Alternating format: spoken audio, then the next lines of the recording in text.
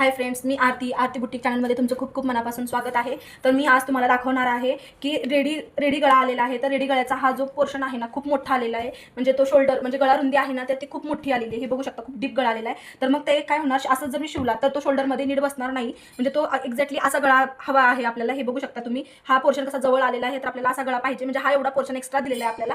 तर म्हणजे हा मोठ्या गळ्यापासून आपल्याला छोटा गळा कसा करायचा आहे, गळा रुंदी कमी कशी करायची, तर मी ते तुम्हाला दाखवणार आहे आजच्या व्हिडिओमध्ये। तर तुम्ही स्किप न करता हा व्हिडिओ तुम्ही पूर्ण बघा, म्हणजे तुमच्या शेवटपर्यंत बघितल्यानंतर तुमच्या लक्षात येईल की मी तुम्हाला सांगणार आहे। हे बघू शकता, तर आपला 32 साईजची चेस्ट आहे आपल्याला। हे बघू शकता, पूर्ण उंची 14.5 आहे आणि मोंडा आहे तो 5.5चा आहे आणि शोल्डर आहे तो आपला 5चा आहे। तर आपल्याला शोल्डर ठेवायचं आहे 3चं आणि गळा रुंदी ठेवायची आपल्याला 2ची। तर आपल्याला काय करावं लागणार आहे, हे गळा रुंदी 2ची आहे आणि शोल्डर 3चा आहे। तर आपल्याला काय करावं लागणार आहे, तर ह्याच्यानुसार आपल्याला हे बघू शकता, आता हा गळा रुंदी आपल्याला खूप मोठी आलेली आहे। आपल्याला एक्झॅक्टली काय करायचं आहे, ह्याच्यापासून म्हणजे ह्यापासून आपल्याला 2 इंच गळा रुंदी हवी आहे इथपर्यंत, आणि हा इकडनं 2 इंच आपल्याला गळा रुंदी हवी, म्हणजे आपल्याला एवढा फॅब्रिक एक्स्ट्रा झालेला आहे। तर तो फॅब्रिक आपल्याला कमी कसा करायचा आहे, तर मी ते एक छोटीशी ट्रिक्स दाखवणार आहे, पण तुम्ही व्हिडिओ स्किप न करता तो व्हिडिओ तुम्ही पूर्ण बघा, तर तुमच्या लक्षात येईल की मी म्हणजे काय करते, म्हणजे नाही का कसं मार्क करून घेतलेला आहे की ह्याच्यापासून तुम्ही बघू शकता। हे बघा, मार्क करून घेतलं आहे, इथून आपल्याला 3 इंच शोल्डर ठेवायचं आहे आणि 3च्या पुन्हा आपल्याला 2 इंच गळा रुंदी ठेवायची प्लस, आणि इकडनं बघा आपण गळा रुंदी 2 इंच ठेवलेली आहे, दोन्हीचं मार्क करून घेतलेलं आहे। आपल्याला काय करायचं,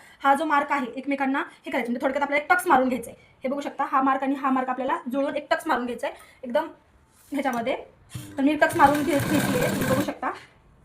हे बघा, म्हणजे मग आपला प्रॉपर गळा व्यवस्थित बसेल आणि दिसायलाही छान वाटेल आणि फिटिंग पण खूप सुंदर येते त्याची, म्हणजे घातल्यानंतरही एकदम असं वाटतं की आपण माप टाकून शिवलेलं आहे। बघू शकता गळा कसा आलेला आहे, एकदम व्यवस्थित आलेला आहे। तर आता आपल्याला काय करायचं आहे, ह्याच्यावरती आपण आता अस्तर हा सरळ बाजू ठेवायचा। आता आपण हे बघा, हे बघू शकता मी हे एक्स्ट्राचा टिप मारून घेतलेली आहे। तर बघू शकता, आता मी काय करणार आहे, जो ह्याचा सेंटर आहे तर मी त्या सेंटरवरती हा सेंटर ठेवून स्टिच करून घेणार आहे। तर हे बघा, आपल्याला हा इथं आणि हा वाला इथं यायला पाहिजे, मी मार्क केलेलं आहे। हे बघू शकता, इथून आपल्याला शोल्डर रुंदी आणि इकडून आपल्याला हे करायचे, हे बघू शकता।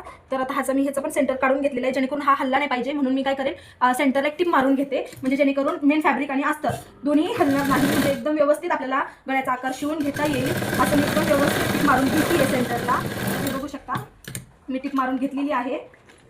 हे बघू शकता, म्हणजे ते मेन फॅब्रिक आणि अस्तर हे दोन्ही हलणार नाही, म्हणजे व्यवस्थित आपल्याला स्टिच करता येईल, म्हणजे जेणेकरून व्यवस्थित आपल्याला हा गळा काढून म्हणजे व्यवस्थित करून घेता येईल। तर हे बघू शकता, आता मी काय करणार आहे, ह्या गळ्याच्या पूर्ण साईडने स्टिच करून घेणार आहे आणि एकदम व्यवस्थित एकदम कडेवरती, जेणेकरून आपली शिलाई वर्कवर नाही आली पाहिजे। एकदम व्यवस्थित कडेने असं फिनिशिंगसह तुम्ही व्यवस्थित अशी टिप मारून घ्या, जेणेकरून तुमची फिनिशिंग पण खूप छान येईल आणि तुमचा ब्लाऊजही छान येईल। एकदम व्यवस्थित फिनिशिंगसह ब्लाऊज तुमचा व्यवस्थित रेडी होईल। पण छोट्या छोट्या ज्या गोष्टी आहेत ना, आपण त्या छोट्या छोट्या गोष्टी लक्षात ठेवलं पाहिजे, तर व्यवस्थित आपला ब्लाऊज रेडी होतो आणि दिसायलाही खूप सुंदर दिसतो। म्हणजे तुमचं साधं जरी ब्लाऊज असेल, म्हणजे जेणेकरून डिझाईन नसेल, वर्क नसेल, पण तुमची फिनिशिंग खूप छान असेल ना, तर साधा ब्लाऊजलाही खूप छान असं लुक येतो। फक्त एवढीच काळजी घ्यायची आहे की आपल्याला ब्लाऊज शिवताना ह्या छोट्या छोट्या गोष्टी आहेत ना, त्या व्यवस्थित आपण फॉलो केल्या पाहिजेत। जर तुम्ही मी सांगते ते गोष्टी तुम्ही छोट्या फॉलो केल्या, तर तुम्हाला एकदम छान फिनिशिंग तुमच्या ब्लाऊजलाही येईल। तर मी कमरेला पण ना मी पट्टी नाही लावणार आहे, तर त्यामुळे मी कमरेलाही स्टिच करून घेते, जेणेकरून व्यवस्थित ते पलटेल। म्हणजे मग मी कमरेला पट्टी नाही लावणार आहे, कमरेची पट्टी मी नाही लावणार आहे, तर त्यामुळे मी कमरेलाही स्टिच करून घेतलेला आहे।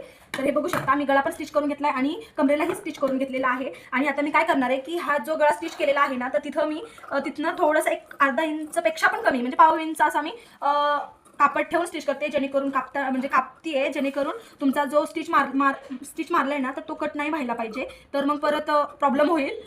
तर त्यामुळे एकदम व्यवस्थित काळजीपूर्वक कट करून घ्या। हा कट करून घेतलेला आहे मी। तर आपल्याला काय करायचं आहे, जे राऊंड आलेलं आहे ना, तर राऊंड एक छोटे छोटे कट मारायचे, जेणेकरून इथंही काळजी घ्यायची आपल्याला की आपली कात्री स्टिच केली ना त्या शिलाईवर नाही केली पाहिजे, जेणेकरून व्यवस्थित हे कट मारल्यानंतर आपला जो गळा आहे ना, तो पलटायला प्रॉब्लेम नाही होणार, म्हणजे व्यवस्थित पलटतो। म्हणजे थोडक्यात कट मारल्यानंतर पलटायला सोपं पडतं, म्हणजे आणि फिनिशिंग म्हणजे आकार व्यवस्थित येतो, म्हणून आपल्याला हे राऊंड प्रत्येक गळ्याला आपल्याला कट मारून घ्यायचंच आहे।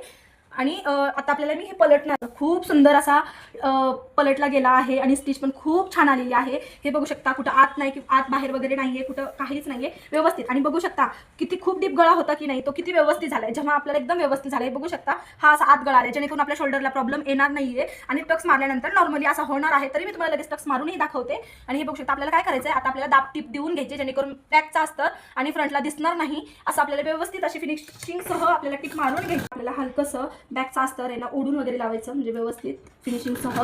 तर काय होतं माहिती आहे का, कधी कधी बघा खालचा अस्तरही वरती दिसतो मेन फॅब्रिकच्या वरती, तर ते खूप छान नाही, चांगलं नाही वाटणार. तर त्याची पण काळजी घ्यायची आपल्याला दाबटीत देताना, की खालचा अस्तर वरच्या साईडला दिसला नाही पाहिजे. असं व्यवस्थित आपल्याला एक असं खेचून टीप मारायचे, जेणेकरून व्यवस्थित ते येईल. हे बघू शकता खूप सुंदर असा गळा आलेला आहे. हे बघू शकता किती सुंदर गळा असा आलेला आहे, हे बघू शकता तुम्ही. आणि कमरेला थोडीशी बॉर्डर होती तर मी ते यूज केली, का आता हाईटला पण प्रॉब्लेम येत होता रेडी. तर तुम्ही बघू शकता व्यवस्थित गळा आपला तयार. हे बघू शकता आपला व्यवस्थित असा हा गळा तयार झालेला आहे. व्यवस्थित हा असा गळा तयार झालेला. अजून मला बॅक व्हिडिओ जर आवडला तर लाईक, शेअर आणि सबस्क्राईब करायला विसरू नका.